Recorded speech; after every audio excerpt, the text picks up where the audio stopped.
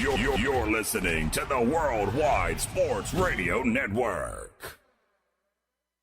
It's time to wake up with the Morning Boys on Worldwide Sports Radio Network. And here are your hosts, Ryan Hickey and Mark Kelly.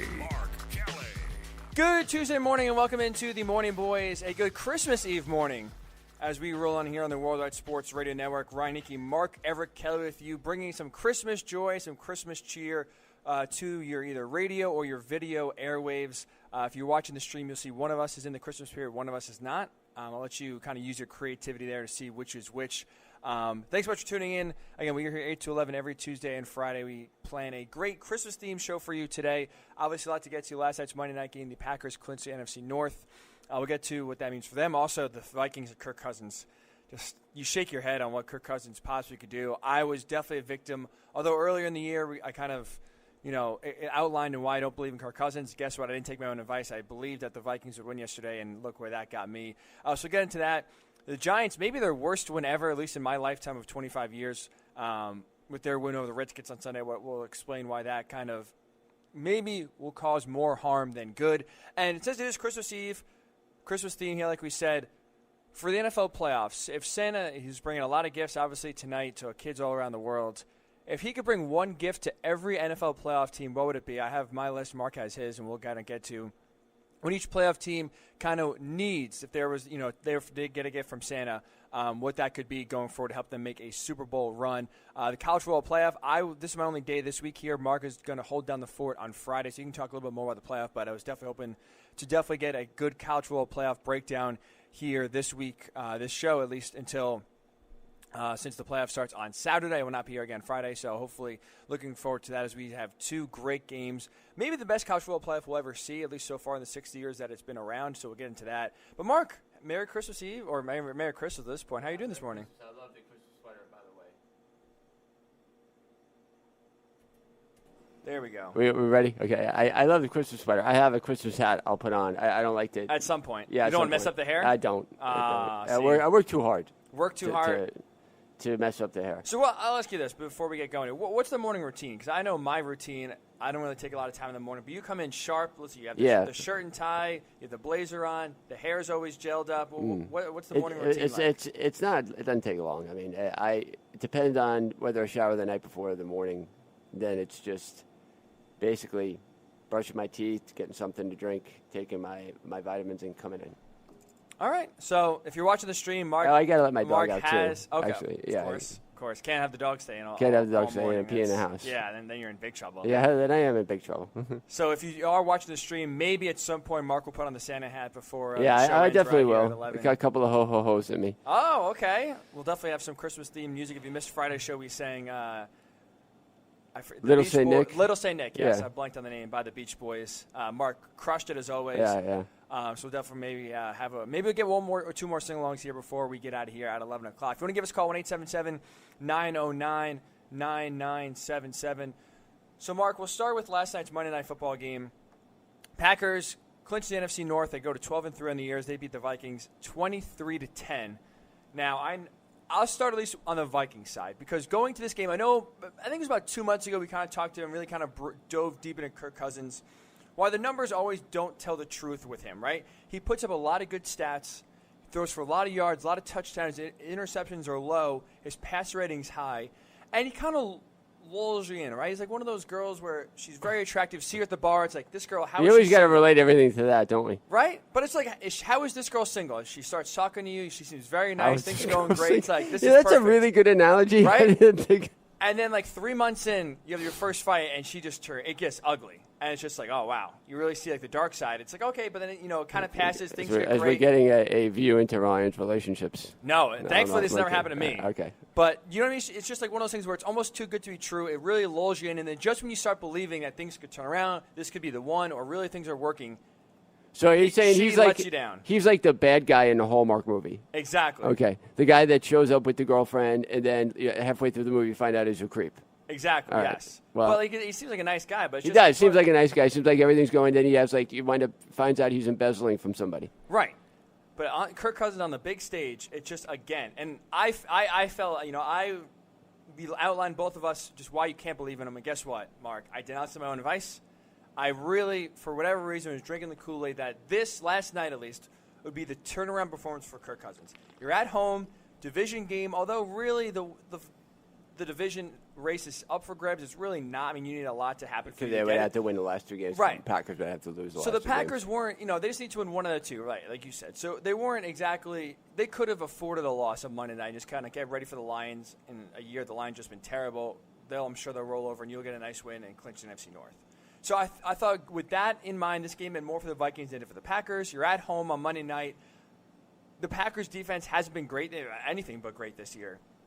After really that first game against the Bears to open the season, they've kind of been hit or miss for the most part and really haven't wowed you at least. And now, obviously, they didn't have Dalvin Cook, so you hope maybe this is a narrative-changing game for Kirk Cousins. And not just that, too. He gives you some confidence going to the playoffs, right? Because we talked about, too, we're both high on the Vikings roster.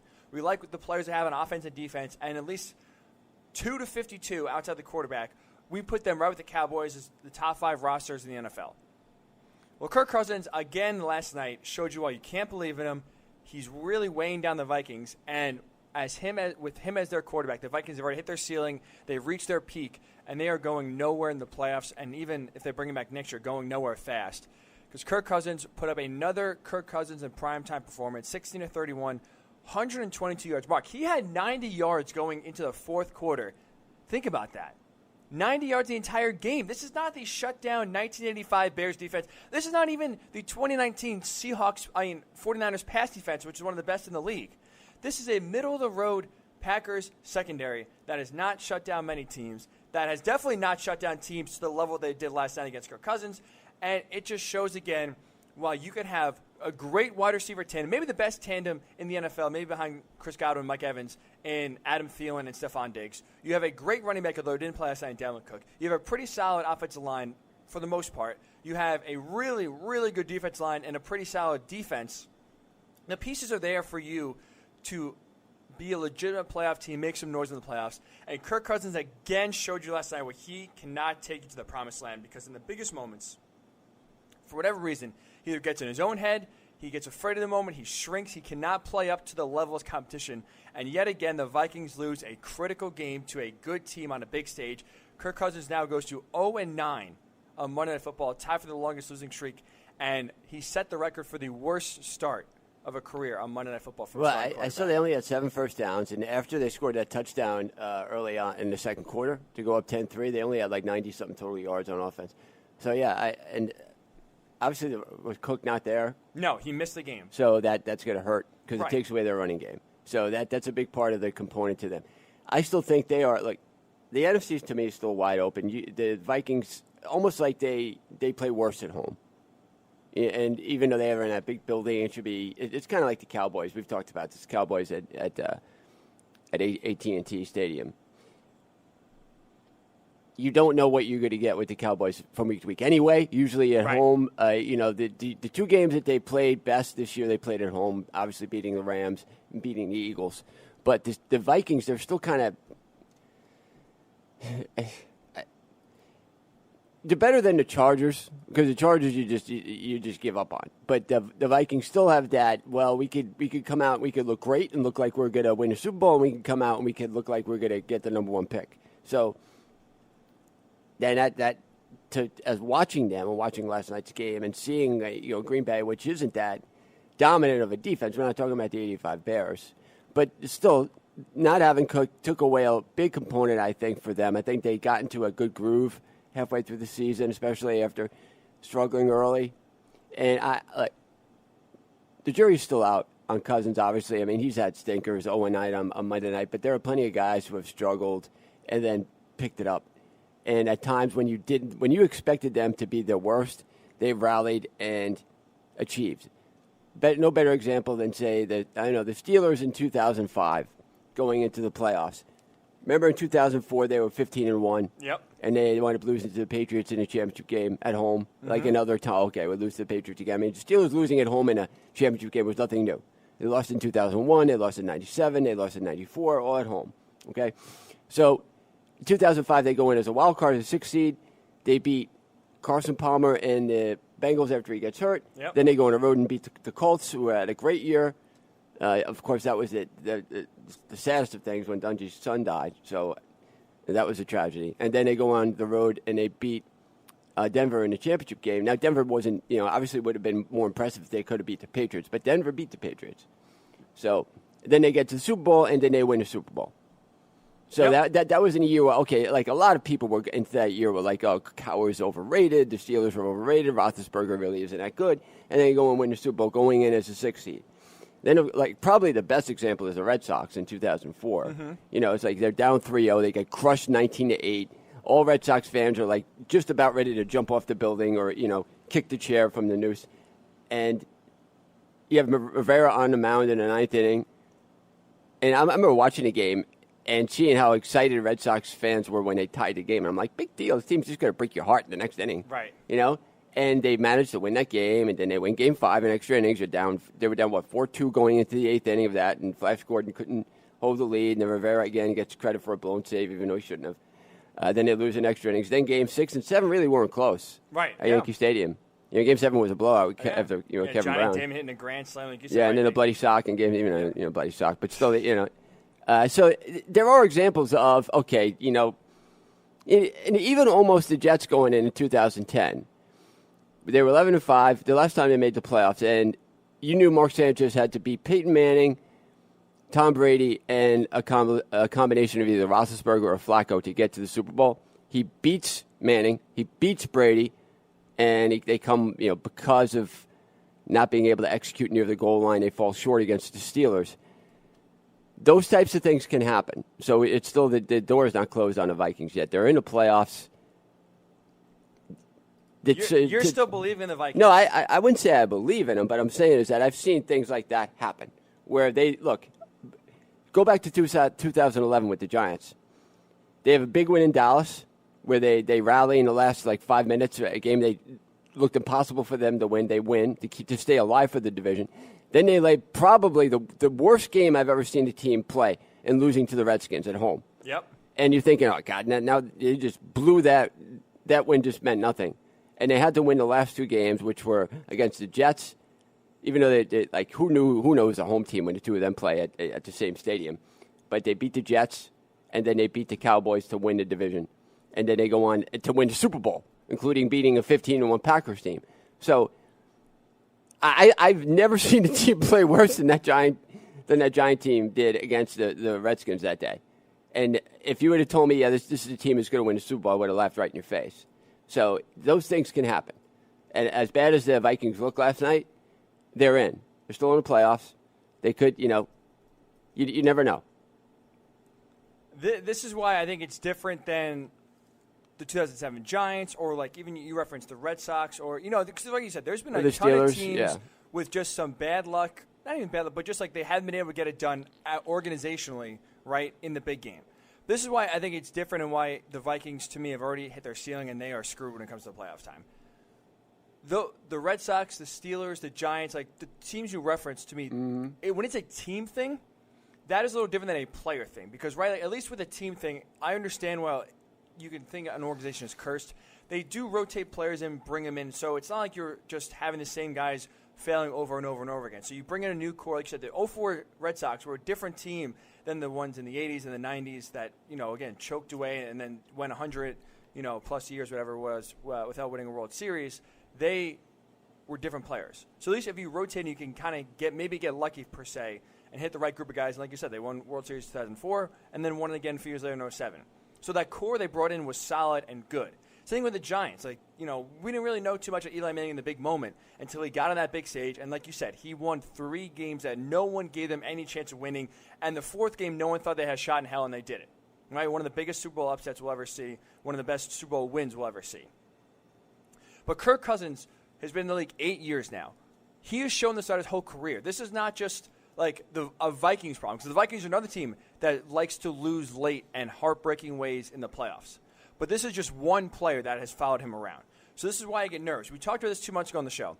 Kirk Cousins in December, career-wise, has the worst record, the lowest completion percentage, the least amount of touchdowns thrown, the most interceptions thrown. So, and the reason why I highlighted December since he came into the league. Yes, and well, no, in his career. Like we Oh, broke his career compared to down his other- okay. September, Yeah. October, November, December. His numbers in December, career-wise, are worse than the other 3 months. Because those games in December mean a lot more now than they do in September and October. I get that you can still have a big game in September. We saw Kirk Cousins play terribly in Green Bay. I think the second or third week of the year, he played awful. And that was a big game at the moment. But now what happens, you get a home game against that same team in a big spot on a big stage on Monday night, the last Monday night game of the year. Chance to give yourself some confidence. Because that's why I thought this game was so important. This was not important for the Vikings in terms of playoff-wise because, again, their odds of reaching the NFC or winning the NFC North were very slim. Right? They needed the Packers to lose to the Lions last week. That was, to me, just never going to happen to begin with. So your odds of winning the NFC North were slim. So you basically were locked into the 6th seed going to last night. But a win against the playoff team at home against the Packers would at least give the entire team and Kirk Cousins some confidence. Because, again, we just said he's 0-9 on Monday Night Football now after last night's win. The Vikings, since Kirk Cousins got in Minnesota, the Vikings are 1-12-1 when trailing in the fourth quarter. So Kirk Cousins has shown repeatedly that he cannot get the team over the hump and lead them to a comeback victory. So to me, because these numbers are so staggering, 0-9 Monday Night Football, 1-12-1 trailing in the fourth quarter with the Vikings, he has shown and had a propensity for coming up small in the big moment. So this is not just 1 year. This is not just one team with a history of bad luck where you bring in a few guys that could change it around. This is one guy who has continually failed on the big stage year after year. And for whatever reason, people kind of, start to believe in him. And he just lets you down, time after time. And again, I'm a hypocrite because I'm basically saying I don't know why people believe in him. And I thought this was a spot last night that could really change the narrative for him and at least give them hope. Because I think even, too, we talked about the Super Bowl contenders on Friday. How many teams do we have? Neither of us had the Vikings. The Vikings really weren't on the fringe or even in the discussion, right? They just were a playoff team that was there. They'll be in the playoffs. Neither of us thought that they would actually make some noise and be a real contender in the playoffs. So it's not like we were going in having high hopes for the Vikings that were dashed after last night's performance. I just thought that at least with the win last night and a good performance last night, they would be able to give the entire team some confidence and have a chance to maybe, who knows, they have to go play Lambeau, go into Lambeau and play the Packers in the first round, go to Seattle and play the Seahawks, depending on things shake out, go to the Saints. They're going to have an extremely tough first game against any of those three teams they're going to have to play. So I was hoping at least with this game last night, that was a chance for Kirk Cousins for just one night, for 1 week, to kind of hush the critics a little bit, kind of get to be off his back. Because I think partly, too, this is just speculatory, and I have no facts to back this up. But watching him on the big stage compared to just playing at Sunday at 1 o'clock, right, where all the games are going on, he maybe puts too much pressure on himself or just isn't able to step up in the big moment when other players can elevate themselves. Right? We've seen plenty of average players, for whatever reason, elevate their play on the biggest stage and just be clutch guys, right? We talk about clutch all the time. We just have clutch guys that really, when the biggest moment is there, they can be counted on the most, and they play their best. We also have great guys that underperform in the moment. Like Peyton Manning, that was my favorite. He's my favorite athlete of all time. Peyton Manning is notorious. I was going to bring him up. Notorious. Oh, so I didn't mean to ruin your point, but he's one of those guys. 0-3, 3-6 in his first 9 playoff starts, 8 interceptions in his first 9 playoff starts, and he didn't really come to blossom until 2006. Right, but at least with Peyton's case, he has won some big regular season games. And he has, again, he got off the hump. Obviously won the Super Bowl with the Colts. It was dragged for the second one, but he got to 4 Super Bowls. Kirk Cousins can't even win a big game in the regular season. Like week 3 at Lambeau Field, he can't even play well. Like that game was over in the first quarter. And he just plays so bad, makes so many bad decisions, that it's just like he can't be trusted in any big moment. So that's why I not that I ever had too much hope, but I'll say this. The Vikings, to me, viewing them as a playoff team, always in the back of my mind, I thought, maybe they could, because they have the roster to do it, maybe they can pull a first-round upset. Maybe. And I thought that would be at least initiated last night with a nice victory and a strong performance against a playoff team, the Packers. And to me, every ounce of hope vanished, despite their roster being so talented. Despite Kirk Cousins having talent. Because like we said, he plays really well in those Sunday 1 o'clock window games when he's playing against the Lions at home or he's playing, at the Browns. He plays really well when no one's watching. Give him Sunday against the Browns at 1 o'clock, and he's right? diamonds. When there's 500 other games going on, and you don't have to really zoom in on one game, he'll play great. But when he's on the big stage, even the 425 games, Sunday Night Football, Monday Night Football, he just can't get it done. And again, to me, that was just a latest indictment on Kirk Cousins last night, and why the Vikings, I think, are definitely in big trouble going forward next year. Because guess what, Vikings fans? Guess what, Minnesota fans? Guess what, NFC North fans who are licking their chops watching last night's game from a Vikings perspective? Kirk Cousins is going to be back next year. There is no shot in hell he's not. With all that money, all that guaranteed money they're paying him for one more year, they can't afford to cut him. God, no one's going to trade for him. So you will run this back next year, and the same exact result is going to happen. Maybe you make the playoffs, but you're not going anywhere in the playoffs. But there was a quarterback named Drew Brees who his first couple of playoff appearances struggled, lost to the Jets in the divisional round in 2004, okay, with the Chargers. Actually, it wasn't even a divisional round. It was a wild card game. And then when he comes to the Saints, they beat, I think in 2006, they wound up beating I forget the Packers or the Eagles in the divisional round, and then they lose to the Bears in Chicago, and they got beat bad. Oh no, you're right. Yeah. It was a blowout. Okay. Yes. And then he doesn't win his first Super Bowl in 2009, Drew Brees, and he put up incredible numbers. All right, and he still put up incredible numbers, and he only has one Super Bowl. He doesn't really play well on the road. He has only one road playoff win. You could say the same thing for Aaron Rodgers. You can say the same thing for a lot of quarterbacks. All right. That had to kind of make their way. You can see, look, Cousins with the Redskins, it's kind of hard to judge him on that because the Redskins really weren't that good while he was there. I mean, they certainly didn't have the talent of the Vikings. Like, there's a legitimate complaint with the Vikings because the Vikings have talent everywhere. Right. Okay. This year, he's a lot better than he was last year. This year, they're in the playoffs. They weren't last year. The NFC North is, It's look, better than last year, right? You have the Lions are like the Jets. Okay, they're probably worse than the Jets, and that's a lot to say. But you never know. The Lions might have a year where they come up and they're 9-7. Very rarely are they going to be 10-6 or 11-5. Very, very rarely. The Packers are usually going to be good. You know that the Bears, kind of fluctuate season by season. Last year they were great. This year they weren't. So, but it's still divisional games. That they're in hard divisional games. He played well in some big games this year. Like obviously they had the win at Dallas that was looking less and less as the season goes on. Okay, but it was still at Dallas. They wound up winning. He played well at Seattle. They lost by 37-30. Okay, he played well against the Chiefs. They lost 26-23. So they're games that he's played well. I still think it's part of a learning system for him. I think this playoff year is going to teach us a lot. They're going to have to go to either New Orleans or San Francisco or Seattle or back to Green Bay. And, it's not, the ride through the playoffs is going to be a bumpy one for him. And it could only even get worse, as you're saying, or he can finally say, when no one expects him to, kind of come to play. Wake up, daddy, in the middle of the night, and he comes and he saves everyone from the fire. Kind of thing. Because there's no expectations on him after last night. I think that what really were the Vikings playing for? They obviously you're playing for the fact that hey, let's beat this team. Let's show them we have something to worry about going into the playoffs. But without Cook, there's a major part of their offense that kind of.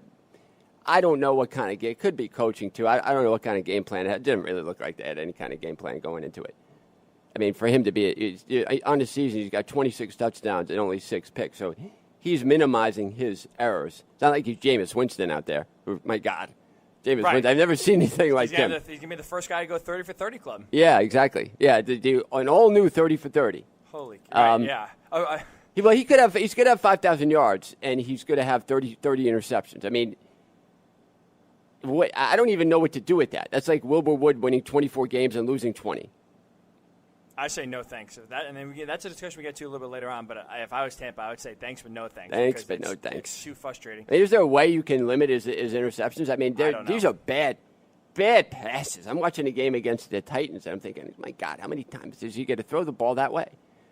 I mean, think about it. He started the game against the Texans with a pick 6. Texans, right. And he threw 3 picks in the first 16 minutes of the game. Yeah. But this is what he does. And then he leads you back. He throws a few gorgeous passes. And now all of a sudden you're back. And despite throwing 3 picks in the first 16 minutes, being down 10-0. 2 pick sixes, and one was called back. Right. And before even the fans were in their seats, it's 10-0 right away. It's like, oh, my God. Before you're in their seats, they've already. It's like almost like those 2 interceptions during the national anthem. But that's right. I could get into Jameis for a long time. But this is what I do want to bring up a point you just mentioned quickly about the Seattle game. Because I like that point because to you or, when we talked about the Vikings, to me, that's why I kind of changed my tune a little bit with Kirk Cousins. Like you said, they were down 17 in the fourth quarter. They came back, they got within a 7, and they had the ball with a chance to tie the game. Now, I didn't get it done. But I thought at least in a hostile environment, they had a chance. And Kirk Cousins at least showed a little bit of maybe the most leadership he's ever shown on the big stage. Bringing his guys back, kind of getting them charged up, making a few plays to where they are back in the ball game despite not playing their best for the first, and especially that third quarter, just having the Seahawks dominate that third quarter. In the fourth quarter, he, at least on the road, showed some potential of what he could be, and again, led them back to at least have the ball with a chance to tie the game in the fourth quarter. But I do want to bring up, like you said, talking about this year alone, because to me, the Vikings, I just want to go into the schedule really quick. You tell me their best win of the year. They beat the Falcons, lost at the Packers, home against the Raiders they won, lost at the Bears 16-6, yuck. Beat the Giants, beat the Eagles, beat the Lions, beat the Redskins, lost at the Chiefs without Patrick Mahomes, at the Cowboys, like you mentioned, and they won on Sunday Night Football. Then they beat the Broncos, lost at home, lost on the road to the Seahawks, Lions, Chargers, wins, and then they lost to the Packers. Probably the Cowboys on the road on Sunday Night Football is their best win. Their best win is against a 7-8 team right now. Well, here's the thing: against the Bears and the Vikings, what are the Bears and the Packers? What do those two games have in common? Kirk Cousins on the road? No. Kirk Cousins played awful? He played awful. But the offensive line didn't protect him.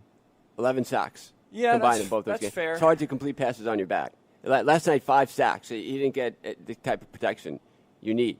Okay? Look, it's not as simple as that. But these other games where he gets time, he makes better decisions, especially with a running back, too. A lot of that probably had to do with it. I don't know what Cook's is. He obviously probably going to be ready for the playoffs, isn't he? Yeah. So, why did he sit out last night? What was more precautionary. Again, it was one of those things where the game, sure, it meant something, but it was just kind of like we need him healthy for the playoffs. He had a shoulder injury, re-injured again against the Chargers. So it's kind of like we'll give him the extra rest. Probably won't play again next week, especially if they're locked in the 6th seed. And they're going to do everything they can to make sure he's healthy for the playoffs because, again, the NFC North was so hard to get. There's a difference between not winning against good teams and not winning against bad teams. Like just playing stinkers against teams you can't explain. Last year he had a couple of those games. He didn't have any this year.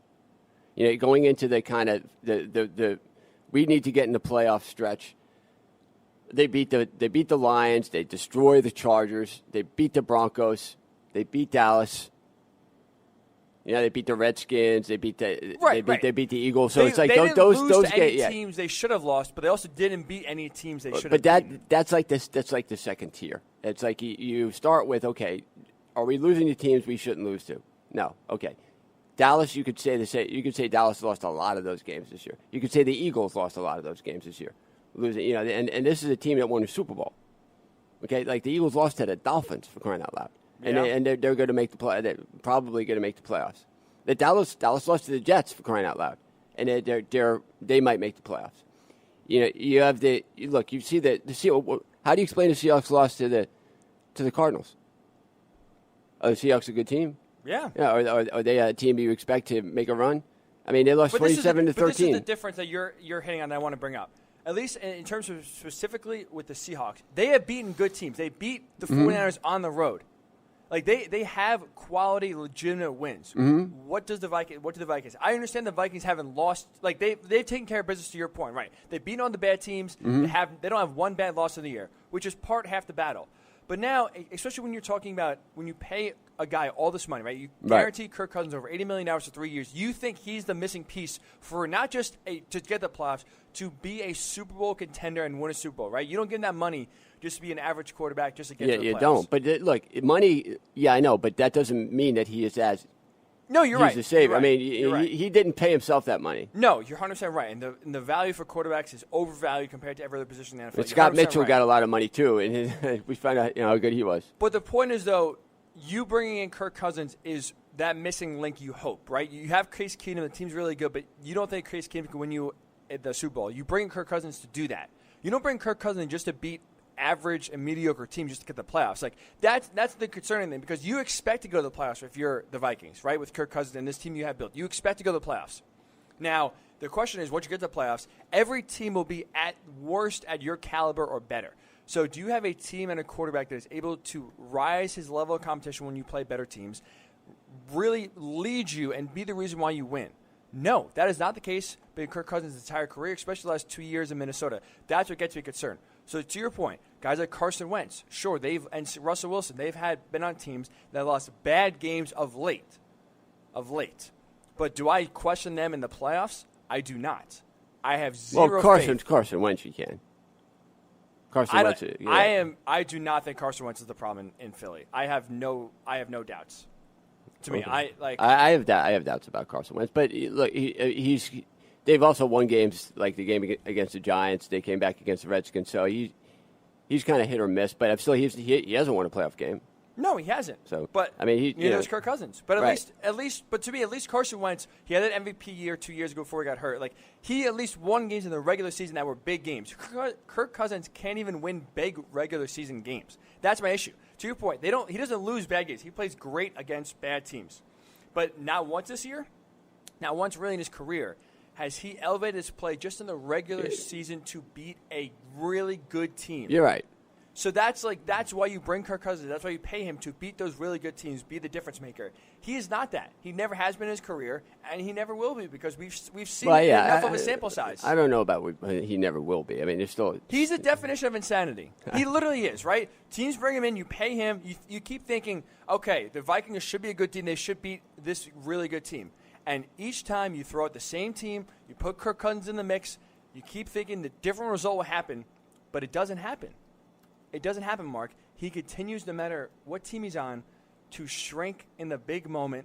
Think about it. He had 92 yards entering the fourth quarter at home. Right. Well, you saw just after they scored that touchdown drive, they only had like 90 total yards overall. Right. Yeah. And you should have known right away from the first drive, you knew, I'd be nervous if I was a Vikings fan. They force a turnover. They get the ball in the red zone, and they settle for a field goal, can't move the ball. It's like, here we go again. They can't capitalize on a turnover. Big.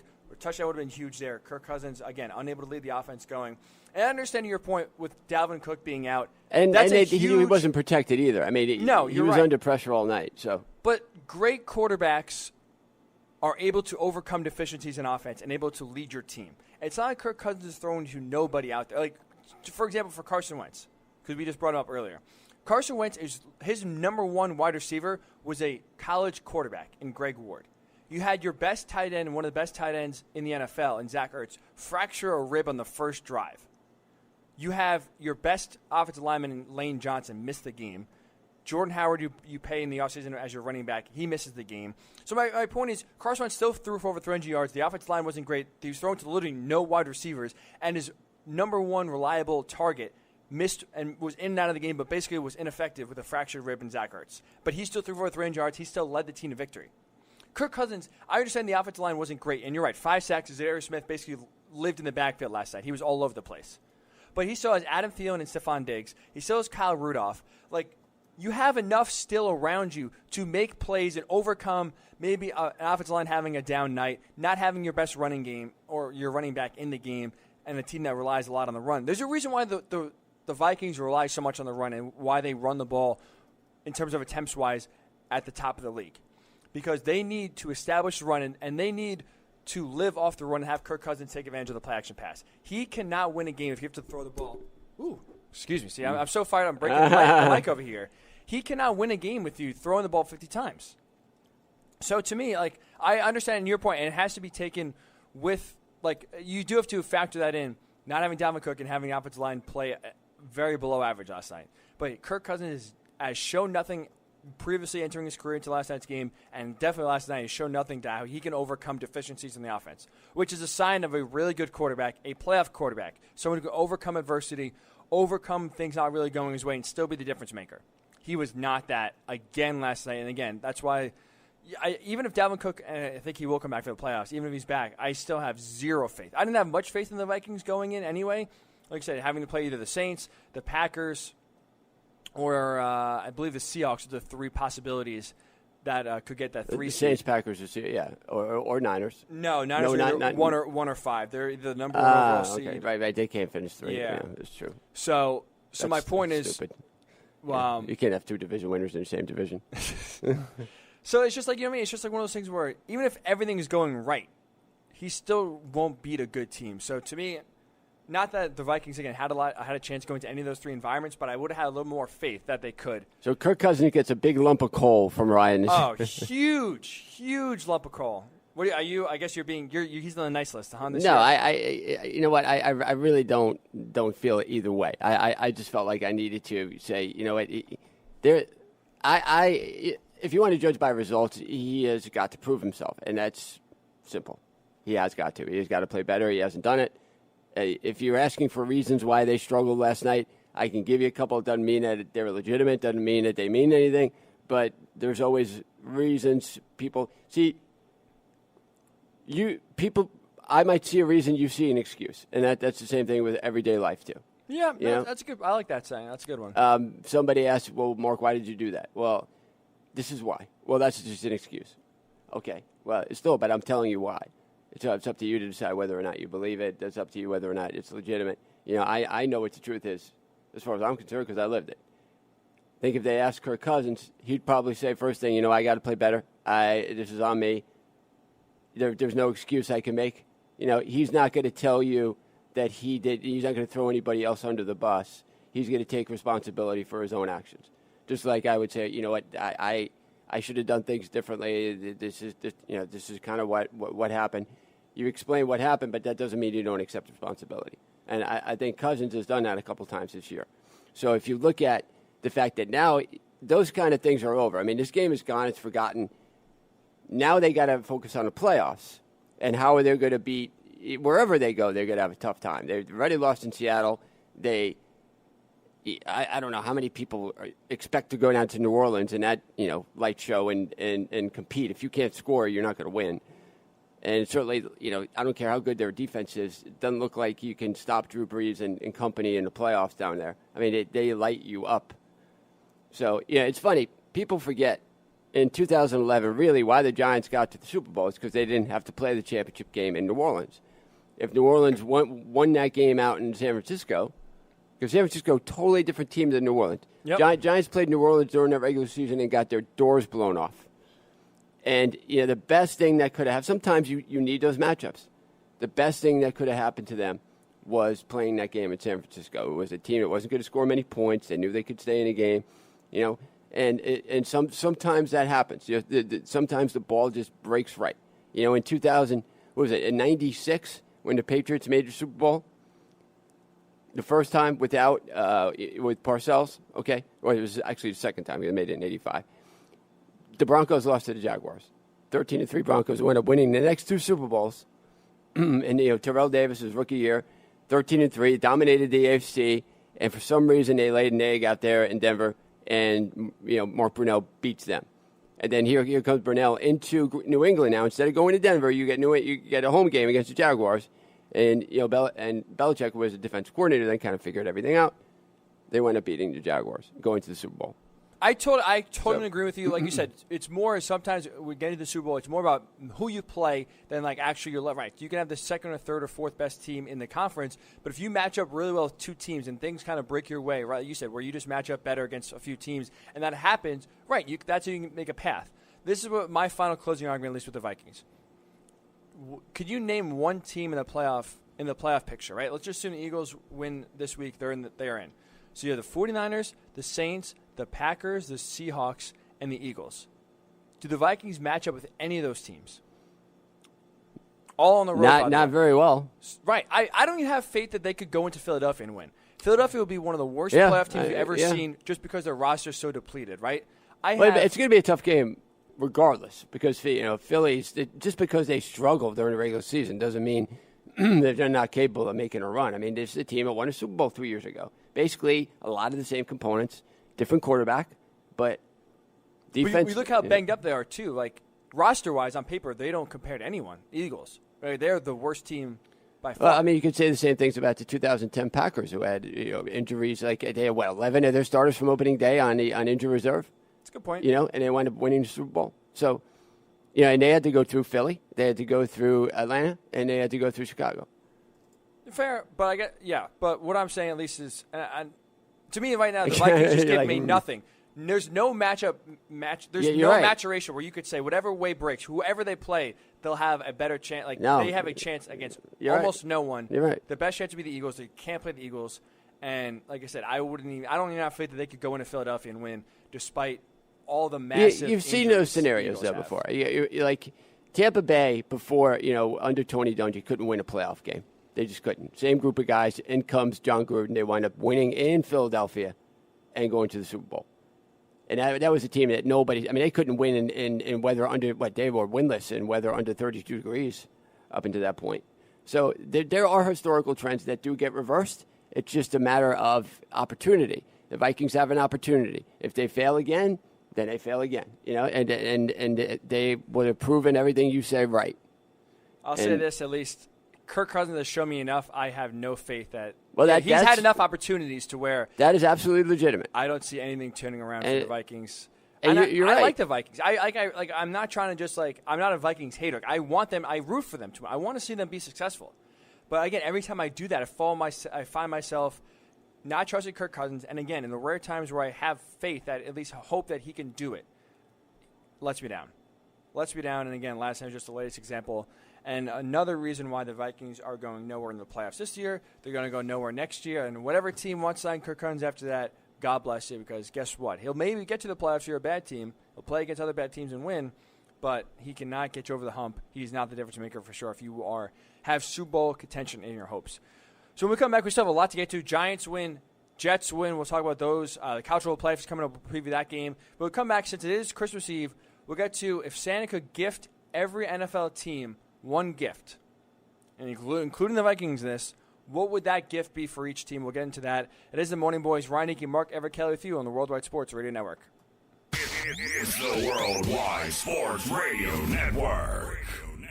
You're listening to the Morning Boys on the Worldwide Sports Radio Network.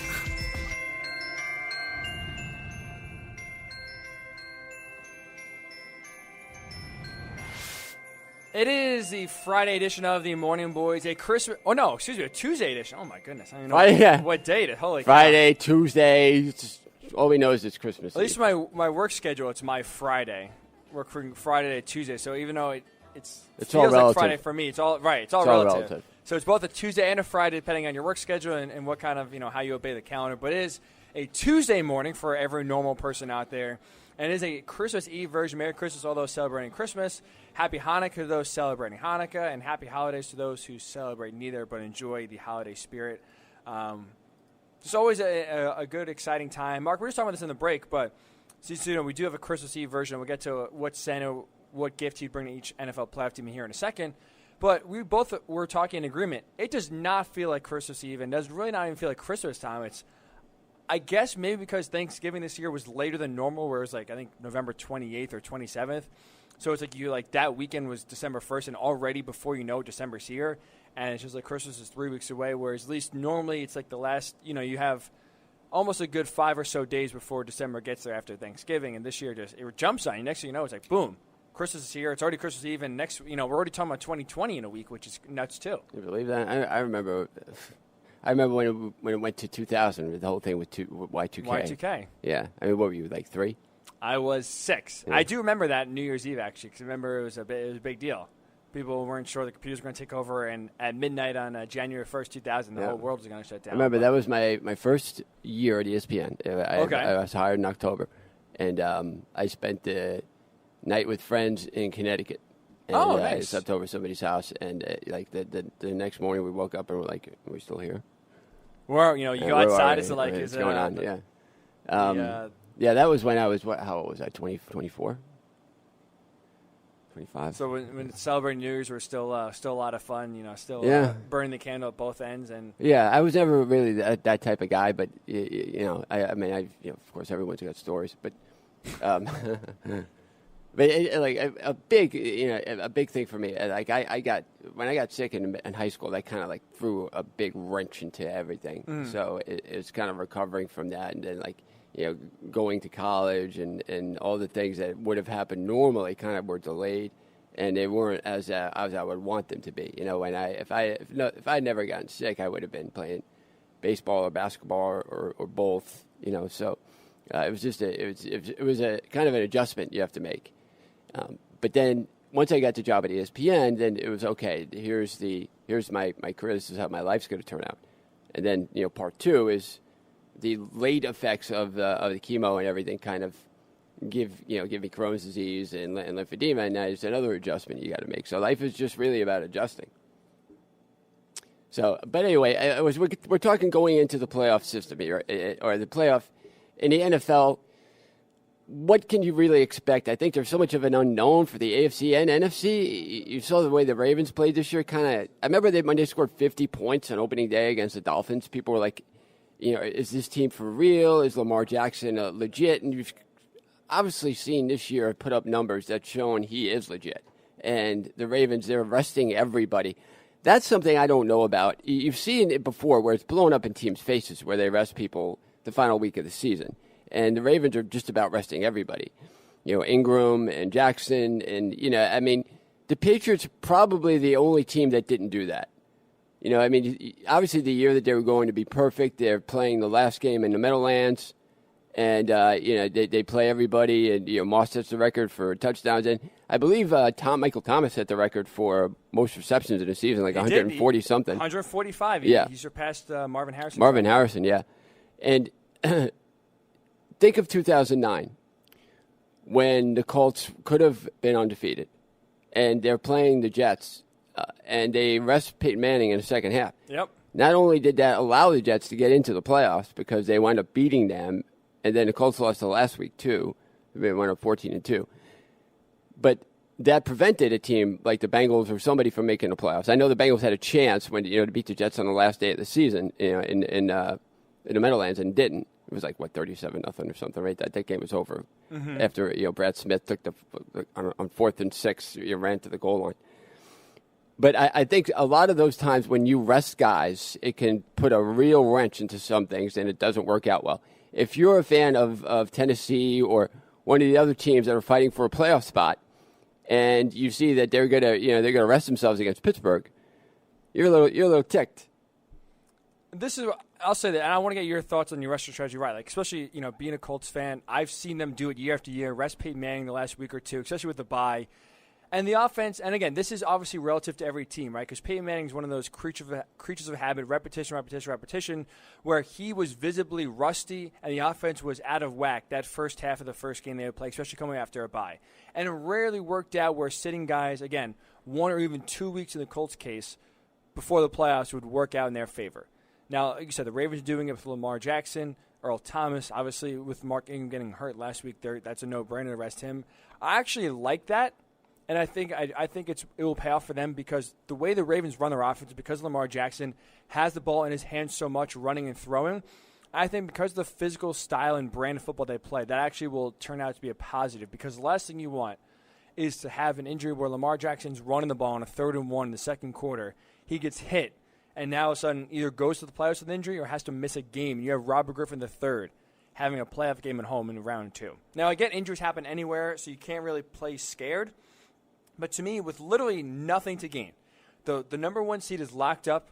You're literally going no further or no worse than your playoff spot you are right now. Everything is clinched. I have no problem resting Lamar Jackson because, again, like I said, because he has the ball so much in his hand, he's running, taking shots. I just would not want to see him and wouldn't want to expose him to the wear and tear that he would face one more game and rather have him come fresh. I guess you agree? We disagree, which is fine. Like I said, it's really shown that resting your guys hurts more than helps historically. But I think because the Ravens are so 3 weeks different, now that he's going to be out. 3 weeks of seeing no play. I mean, it's kind of like a bowl game, kind of. You're right. I would let him play a quarter. Look, you can't be afraid of guys getting injured. That can happen anytime. It can happen in practice. You're right. Practice, man. We're talking about practice. AI said it best, right? He didn't want to get hurt in practice. It's practice, man. Why practice? Yeah, I do think practice matters, though. But anyway, I think that that's overrated. The resting your guys is overrated when you get a bye anyway. If they maybe weren't getting a bye, I could see it. What do you say overrated? You mean like you shouldn't do like I week think 17 it's overblown? You shouldn't. I do think it? if you saw the teams that did do it, how many of them were worked out for? You're right, and I get it. I just think to me because this Ravens team is so much different than a traditional offense, and they rely so much on Lamar's legs and just the running, like being physical at the point of attack, because their brand is established on physicality. I just wouldn't want to risk having guys that shouldn't be out there. Right? I'm not saying literally rest every single starter on both offense and defense. But I just think if you can save guys like Earl Thomas, who's a little bit older, Lamar Jackson, who, again, will take a ton of hits and be relied upon more than ever in the postseason. Obviously, Mark Ingram coming off the calf injury, just to save and preserve them so they are at 100% their peak going to the playoffs, to me, is why I would rest them and just not take a chance of extra wear and tear, of injury risk, and I think they'll be fine rust. Ugh. Even on Christmas Eve, it's still hard for me to talk. Rust, because their brand of physicality and establish the run first, I think, is still easier to kind of shake the rust off when it comes to push comes to shove when it comes back to the playoffs. But that's why I don't have a problem with resting. But again, we'll see how it works out. We'll see if it works for them. Mark, do you want to get to if Santa? You're Santa. We both right now are Santa in this scenario. Are you ready? If you're watching on the stream, folks, Mark has not gotten the Christmas spirit. He is putting on the Santa hat because guess what? Santa is coming to town.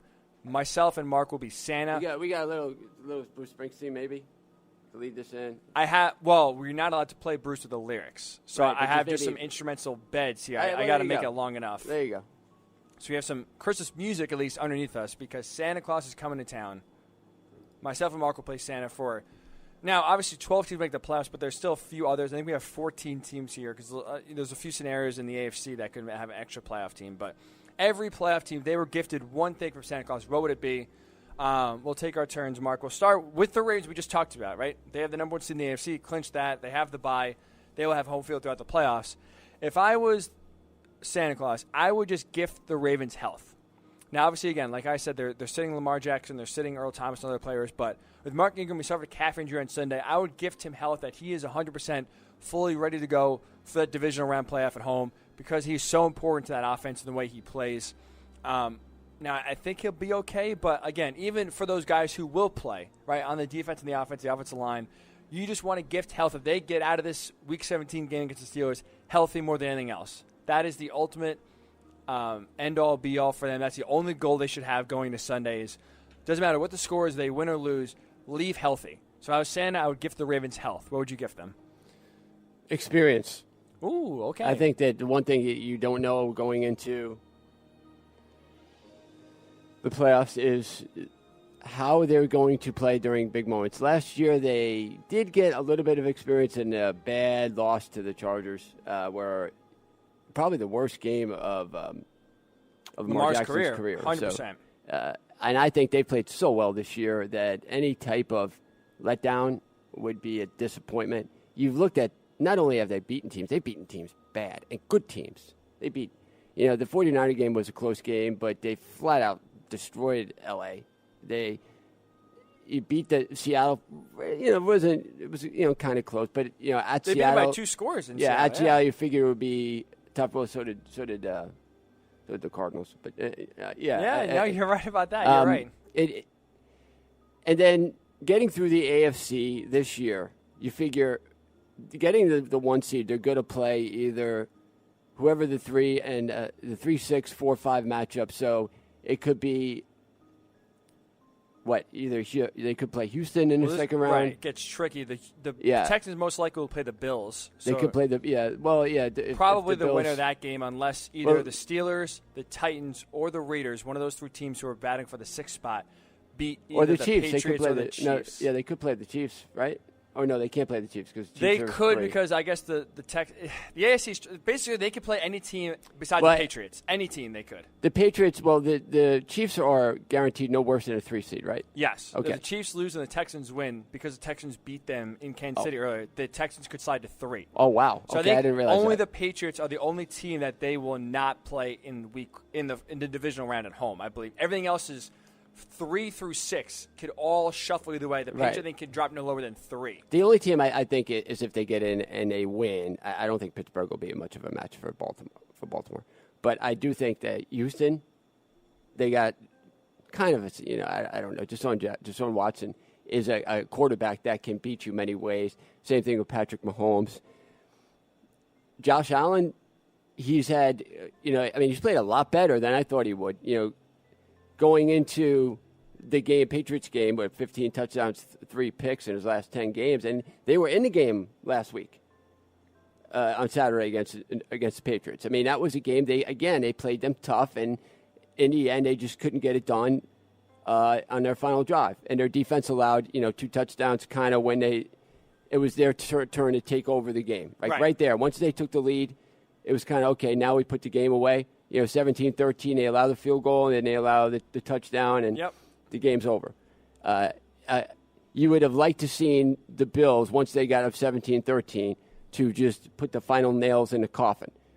And that's what really dominant defenses do in that spot. So the Bills, for the first time, you saw maybe their defense take a step back. That doesn't mean that they will in the playoffs, but that just means that there are lessons to learn all along here. And that was a game that they put themselves in position to win. You're up 4 points in the second half. You put the game, good defenses, real rock-solid defenses, Super Bowl winning defenses put the game away. They didn't. But, no one expected that from the Bills anyway. So everything they've done this year has been really surprising. Mm-hmm. I think McDermott is definitely a Coach of the Year candidate. I mean, he's really sharp, that guy. Yep. Oh, and they don't miss anything. So are you worried if you're the Ravens that the Bills can come into your house and win?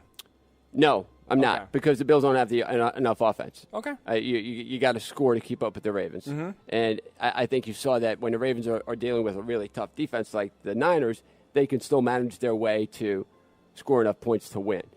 But so as far as the Ravens, I would give them experience, because that ultimately is going to help them. And especially now with their good rest players, that might play into it a little bit. They have experience with the head coach. Obviously, Harbaugh's won a Super Bowl. He's been to playoffs how many times? But their players are still a little young. It's a good point. Like you said, right. Lamar Jackson, we've only seen one postseason game. It couldn't have really gone any worse for him. So, all right, I'll give them health. Mark will give them experience. Moving on to the Patriots, 12-3. To me, I would give them, I was saying, a first-round bye. Now, I understand they can just do that with the win against the Dolphins. Ryan Fitzpatrick and the Dolphins have been playing more competitive of late. But I would give them a first-round bye because, to me, that is their best chance of making the Super Bowl this year. They are not built, at least to me, to have to, play in that wild card weekend and play 3 games and win 3 games, right? If you can get a first-round bye, so you save your offense, get guys rested, and then not to mention get an all-important home game in the divisional round, that is their best chance, where you only have to play 1 road game and really only have to play either the Chiefs or the I guess they could play them twice, but depending on how things shake up, that is their easiest path, at least to me, to get to the Super Bowl, because they need a lot of help this year, really more than ever we've seen in the Belichick-Brady era. I just don't see them having to play on Wild Card Weekend, then either go at Baltimore or at Kansas City in the divisional round. I mean, they're in big trouble. And then maybe play the other team if there are too many upsets, where you possibly have to play at Kansas City and at Baltimore 2 weeks in a row, the chance to go to the Super Bowl. See, the Patriots are not built for that. So they can get a first-round bye, have that first week off, kind of get things regrouped, have a home game, because we know how good they are at home. Even this year, despite how bad their offense is, they're still an impossible team to beat at home, and then have to go on the road for that AFC Championship game. To me, we saw they can do it last year. So to me, I would give them a first-round bye, because that's their only and their best shot at making the Super Bowl. What would you give the Patriots? Well, I think you look at their history, okay? The 3 times that they haven't had first-round byes. 2005, they beat, I think, Jacksonville, then lose in the second round to Denver. 2006, they beat the Jets. They beat San Diego, and then they lose to the Colts. 2009, they just get their doors blown off by the Ravens at home. All right, do you realize that they've won it's like an annual right, the divisional playoff game in New England, which just happened, going back to 2001. It happened in 2001, 2003, 2004, 2007. 2008, 2009 didn't. 2010. It's happened every year since 2010. Right, and like you said, right, so they've won the division every year since 2000. The only time they didn't win a division was 2002 and 2008. Okay, right, and obviously they missed the playoffs when Tom Brady tore his ACL in the first game was out. So every time Brady and Belichick have been together, they made the playoffs all but 1 year, Mm-hmm. or won the division all but 1 year. Yeah, 2002. And like you said, missed or didn't have a first round bye in three. 2005, 2006, so, and 2009. To your point, right? They've been a shoe Right. for a first round bye every year. We rarely see them in wild card. Exactly. And the last time they lost a divisional round playoff game was in 2010 to the Jets. Wow. Yeah, in 2011, if you think about it, in 2011 they beat the Broncos. 2012 they beat, I think, the Colts. 2013 they beat the Texans. In wipeouts. I think the only game that was kind of close where they feared them. Okay, now they are in a position where you figure, look, they've been in a position like there's no way they're going to lose this game. It's way too important. And Adam Gase beat them 1 year, and now like the greatest quarterback, he's like Jameis Winston on steroids. Right, the other team part doing exactly. the same time, same game. It's like you invite him over for dinner, you can get drunk and great time. It's like everybody's crying, oh, what a wonderful man. hell? And then the next minute you see him, dragging the garbage cans with one thing. I would give them Tom Brady 5 years ago. I mean, it's the one thing this year. Their defense has been pretty good, but most of the time when the Patriots had to make stops and they had to, the defense has come to play. Evans, I think he'll have like a special. He'll get in his done on the line of scrimmage and 10-10 in the second. Who knows what he's going to do? But I'm comfortable and before in the postseason. They've beaten the Chiefs. They've beaten here we come again. And then it's like when one day with the Red Sox, like weird things happen here. Funny thing, if you knew anything about the Patriots before that, Patriots were the most generic franchise that existed. In the 80s, they made it to the Super Bowl 1 year in the 80s, year in a row, but they didn't. Right. Miami did that too. So you want to talk about quarterbacks that lose games they shouldn't lose. So you could say it happens to a lot of quarterbacks. But I think that this could be their farewell. And they're going to go on the road in the second round. And God forbid they have to go to Baltimore. That would be the worst case scenario. Best case scenario for them a bye, and then definitely if Buffalo and beat them in 2000 or lost in 2011 and beat them in 2012, blown out by them on Monday night, and then they wind up going, was it over? Is it over? Until they lose and until they a little bit inconsistent. I mean, his numbers are still great. He's still Tom Brady, and you still expect, say, well, this game kind of should. No. Until you get to the Judge, the Patriots, and Brady, and he's always come through in a lot of those situations. I don't know whether that's the wide receivers, but they can. I mean, that fumble, they were able to make the plays, and I think Brady, I would give them. Right. And we both agree, definitely. Other teams have. Right. So move on to the Chiefs then. 13 red zone trips. Of those 13 red zone trips, not allowed a touchdown in 9 straight quarters. So obviously, to me, they play and put up points with the best defense and wrote the Chiefs off this year, midway through the year, because they're deep defense and they would be legitimate contenders. They couldn't get that last. Acquired a lot of stars in the offseason. They got Tyrann Mathieu, vamped this defense. They still have Chris Jones in the middle. They're just wrecked. The last 5 games kind of give me hope. So if they have that AFC Championship game between the Chiefs and sustainability, just have that defense, just not even sustainable to where you are not the reason why you're losing, right? So bad, so mediocre that they were still losing games because they would have a really good chance of going far in the playoffs and going back to lose their second straight AFC championship. I think a lot of their defense, their good defensive statistics have the greatest offense. The Patriots, they're still a threat. All right, so I would deem that as, and we should point in their favor. And then the game before that against the Raiders thing, you got to look at.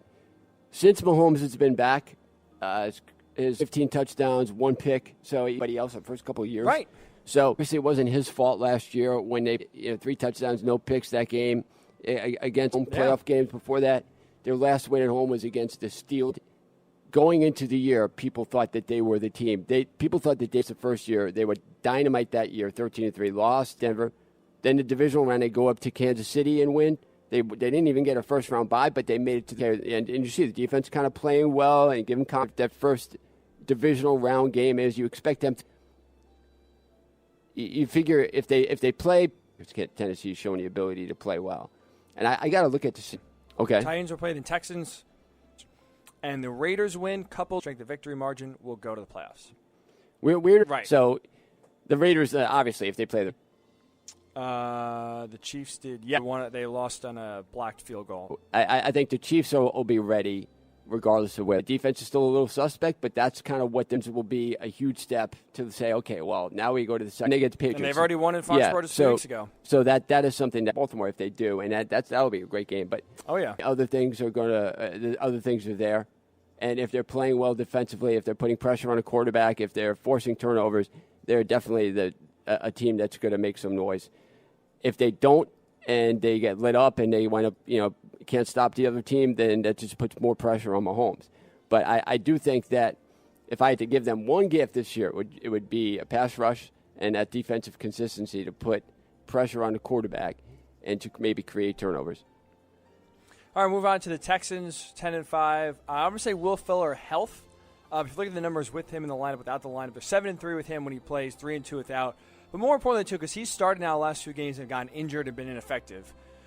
When he goes over 40 yards per game, the Texans are 6-1 when that happens. They scored 33.3 points per game when he goes over 40 yards, 21 points per game when Will Fuller gets held under 40 yards per game. He is their biggest and only real deep threat that the Texans have, and you see their offense is much more explosive, more expansive, and harder to stop when you have a deep threat going deep in Will Fuller and he's playing in the game and being productive, and you have DeAndre Hopkins and Kenny Stills working the underneath to midfield range, let alone obviously having Deshaun Watson just be himself, be the dynamic self that he is. So to me, the numbers are stark and vast when you look at when Will Fuller plays and is productive compared to when he doesn't play and isn't productive.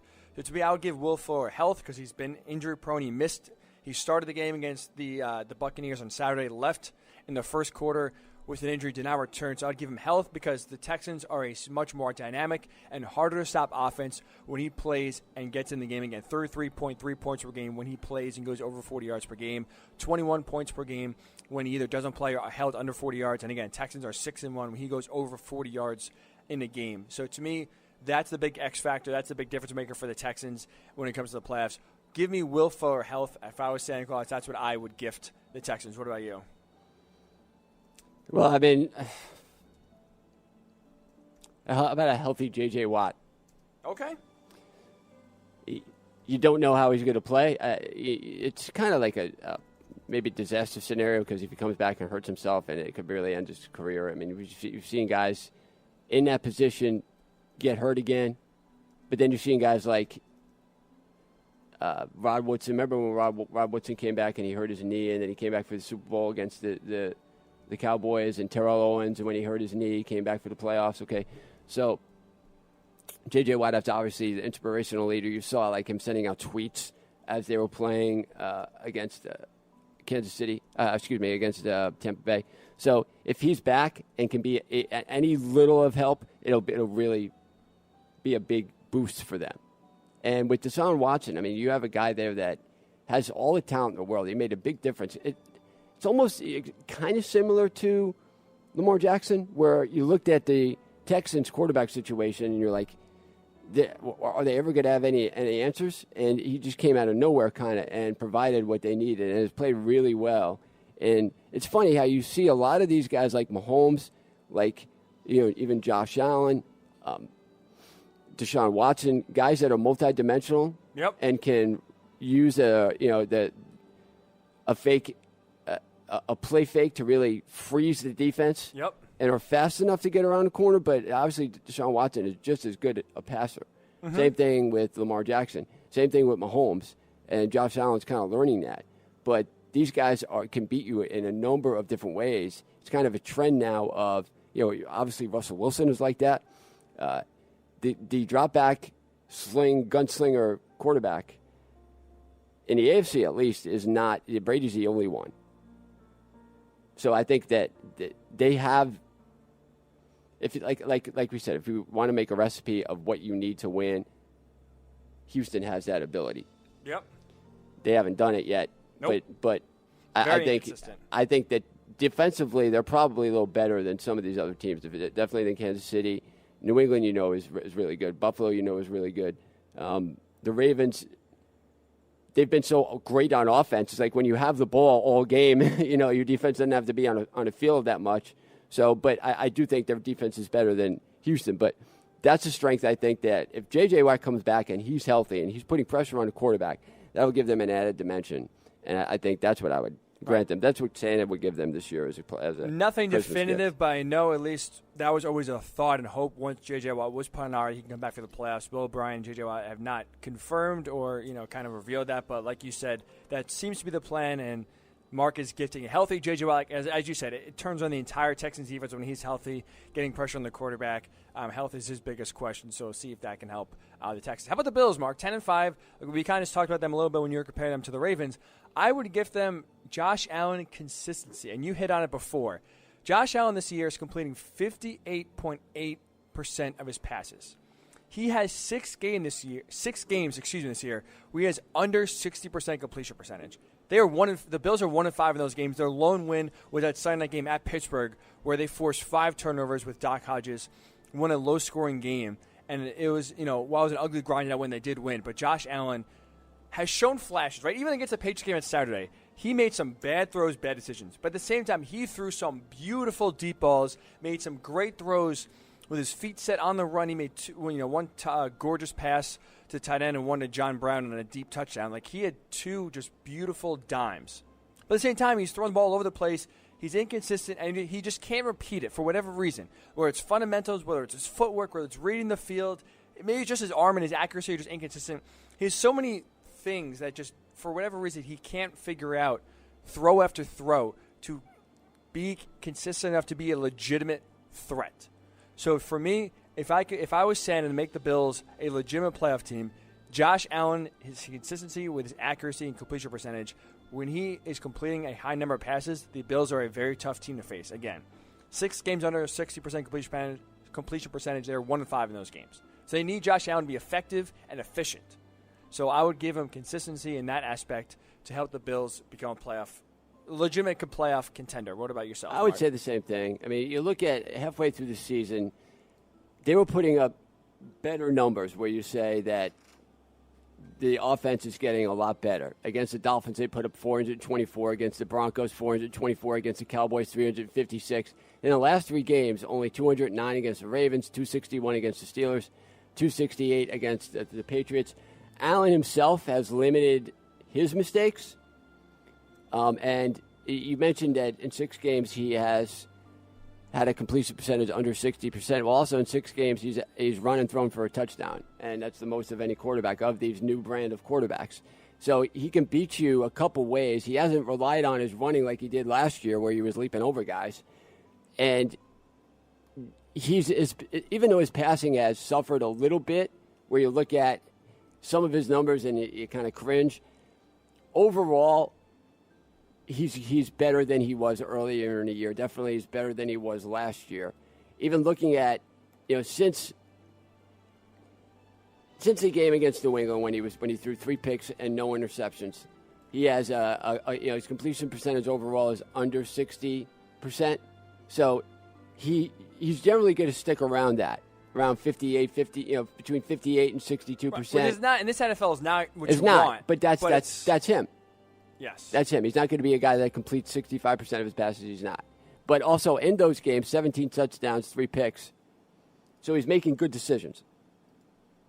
Yes. As long as he limits his turnovers. I get it. But also, to me at least, you're right. But the defense is really good enough, and the running game is not explosive and dominant enough to where you can basically have him be a game manager, right? Like the Bills still need him to make plays. They do, and they need him to win games, not just with his feet, this on Saturday with his arm, right? Yeah. And he wasn't able to do it. He was too inconsistent. He made a few gorgeous throws that show you the potential. Like, this is what we could tap into. How can we just make this repeatable and have this happen more often than not? He cannot do it for whatever reason.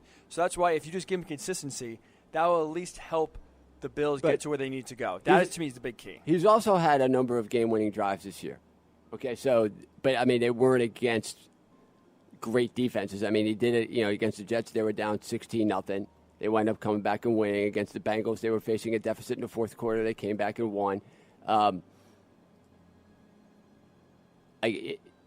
Other games, you got Pittsburgh, they were losing. Okay, he led them on a touchdown drive in the fourth quarter. So he's shown the ability to make plays in some games. He hasn't shown it against an elite defense that in a real big spot where all the money's on the line. But now is his chance to, and we'll see. I mean, we've seen Mark Sanchez won 2 road playoff games his first playoff year, and then he won 2 the next year. So if Mark Sanchez can win 4 road playoff games, so can Josh Allen.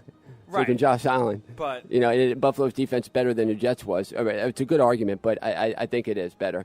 I guess what scares me is just at least the running game of the Jets was better. It was better, yeah, it was. So different. Yeah, yes. 2009 they had Thomas Jones and Lamont. I believe who was it back? It wasn't Lamont. No, it wasn't Lamont Jordan. What am I thinking? I forget who you. I know. I forget who the backup was to be honest at the time. It wasn't Leon Washington either. He was gone. I'm thinking. Was it Curtis Martin? No, it wasn't Curtis. No. Was it Matt Snell? No. No. But we'll get. I'm sure we'll get to it. But we'll finish off with this, and then we'll finish off with it. We'll take a break after but we'll finish with the wild card, the sixth team. Like I said, Titans, Steelers, Raiders. All three teams right now are vying for that. Titans and Steelers 8-7. Raiders are 7-8. Like I said, Titans win and they're in. Steelers need to win, have the Titans lose. And if both teams lose and the Colts win and the Raiders win, the Raiders are going. So I just kind of hit all three teams just quickly here. Imagine if the Raiders make the playoffs. You do or no? No, imagine if they do. Oh, I hope they do. Listen, it'd be a cool story. Titans, Derrick Henry needs to be healthy, right? That's the big thing. I gave health to the Ravens. I'm giving health to the Titans because he is that kind of trendsetter, and he is the identity of their offense. Yep. Ryan Tannehill's been great, right? But it all starts with the running game and establishing the line of scrimmage up front. They are very physical on both sides of the ball. And once Derrick Henry gets going in the first half, that he wears you down in the first half, and that opens up so many things for both the passing and running game in the second half, where you see the splits and the offensive numbers. First half, second half, they grind you down in the first half, and they're worn down. Derrick Henry has great holes to run through, and then the defense, they try to move up to try to stop the run. Boom, Ryan Tannehill crushes you with the pass. Tannehill's been great, man. Yes. 20 touchdowns, 6 picks. Could spent over 70%. Dolphins are wondering where that guy was. Right. Oh, yeah. He's playing himself into a starter role next year with this team. Steelers, I'll go Duck Hodges, ball security. Mason Rudolph will not play this week against the Ravens. And we saw, Duck Hodges have been pretty good for the most part and holds on to the ball. We saw that Steelers-Bills game where he just threw the ball all over the yard. 5 turnovers. They're in the game, and they still, lost and had a chance at the end despite throwing or despite having those 5 turnovers. If you can hold on to the ball, the Steelers' defense is really good. And their running game, although it's been banged up, is good enough to get the job done. So if he holds onto the ball, I think the Steelers have a chance at least. I mean, their best chance. I mean, they don't have much of a chance, but their best chance at least to win a playoff game or two. And the Raiders, they're going to need luck. Like you said, right? They need a lot of scenarios that help them just to get in the playoffs alone. So they're going to need some luck if they want to make the playoffs. So that's what I'll give them. I'll give them a little luck. How about yourself, Mark? Well, if you're Houston, how do you play Sunday's game? Interesting. That is a great question. How do the games line up? I got to see the times on who plays first. All of the playoff games that mean something or need something are playing at the same time. So the Texans are playing at 1 o'clock, 4:25. Oh, 4, okay. A lot of those, almost any game with playoff implications is at 4, one way or another. So it's not like But I believe with the Chiefs game being I believe it's a 1 o'clock game. If the Chiefs win, essentially the Texans have nothing to play for because they're locked into the 4 seed. And then it's, you'll probably play the Bills. So I guess it depends on if the Chiefs win or lose. Would you want to try to play up and if you beat the Titans, try to knock them out of the playoffs and then play either the Steelers or the Raiders? Or do you use this almost week as a bye and then gear up, settle for the 4, and then play the Bills? If the Chiefs lose, then, the Texans it opens up the 3 seed. Yeah, so they'll come into play. If they lose, if the Chiefs win and then they're really just not playing for anything, I think you'll see probably guys being rested, at least as far as Houston's concerned. Right. And it's a game that Tennessee needs. Yeah, but, or would you say, Houston, depending on whether or not they play, well, they would then play. Yeah, because they would play Buffalo. So, that they're playing Buffalo if Kansas City wins. Yes. Yep. And I think in that spot, it doesn't matter who the 6th seed is because I could almost see them saying, well, do we want Tennessee in or do we want Pittsburgh in? But I don't think they would obviously do that. Don't matter. They play Buffalo anyway. So, and I think Buffalo's going to be a tough matchup for them either way. But what do you do? Do you now you're in the 4th seed? Do you risk injury like you were talking about with the Ravens? That'll be interesting to see if you are the Titans. You're hoping that Kansas City wins that game early. Oh yeah, yeah. I mean, not just that too. And if you're because Deshaun Watson's banged up, I would treat if I was the Texans, I would treat this game almost as a bye week. Deshaun Watson, I wouldn't play him, but if you do, play him very little. Don't roll him out and just don't get him hurt because, like you said, he's the franchise. You need this guy to be healthy if they want to have a chance. So it'll be interesting, like you said, the Chiefs will set the tone, but I wonder too how you game plan throughout the week. If I don't see how you can kind of basically have two strategies of throwing the game, essentially resting guys, or trying to play to win, depending on what happens in that 1 o'clock Chiefs game. But like I said, we'll see. It'll be very interesting. So that's for our AFC teams. We were gifting teams. Me and myself, Mark has Santa hat on. We're gifting teams. We are Santa Claus. What would we give each playoff team? We did the AFC. We'll come back. We'll do the NFC. I'll be a little quicker with the NFC next week. As the Morning Boys, Ryan Hickey, Mark Everett Kelly, roll on with you on the Worldwide Sports Radio Network. It's the Worldwide Sports Radio Network.